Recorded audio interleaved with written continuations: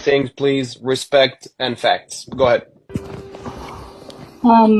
So a couple of facts. I'm American, I'm Jewish, my family lives in Israel. I just lived in Israel for the last 4 months. I got back 2 weeks ago.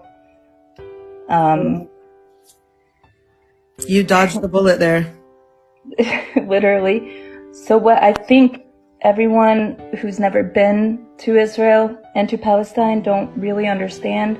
You don't really understand until you go to the territories around the West Bank and around Gaza, and you're close up and you see the wall, and when you see the surveillance, and when you see cameras pointed towards the settlers, just a couple, and then you see thousands of cameras pointed towards the West Bank and to Palestinians, and those cameras are pointed into their homes, like not just the streets, not the public areas, straight into their homes, into their backyards, on their rooftops.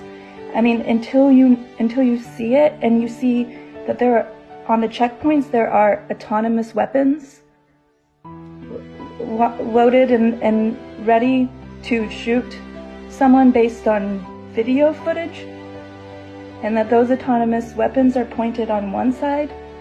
Like, I don't think people understand what occupation means.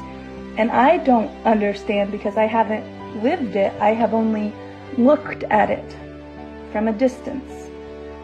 But what I can imagine is if you're a child and you're growing up knowing that the country that you live in hates you and that they are willing to kill you, having never met you in their life based on just a video image, that the facial recognition and the surveillance and the high degree of technology and spyware that they have guarantees that they could pick off Hamas members one by one without ever blanket bombing Palestine.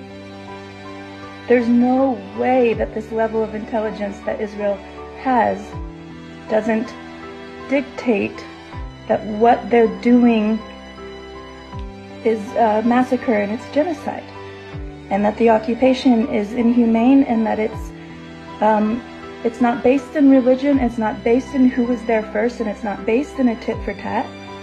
It's white supremacy, and it's dictatorship, and it's power and control and humiliation of a people who have nothing to do with the hostages taken and the people who were brutally murdered. Because yes, that is horrible. Those are my friends. Like, those are people I know.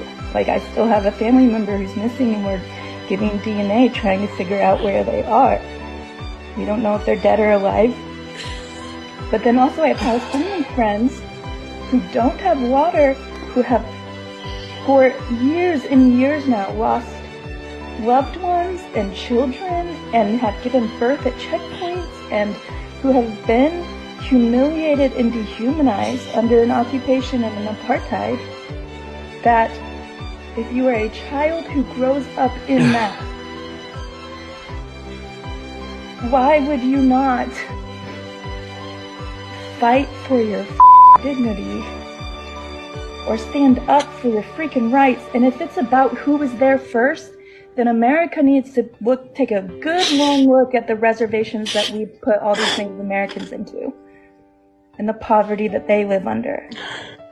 If it's this land belongs to whoever was here first, then we have a big reckoning to do.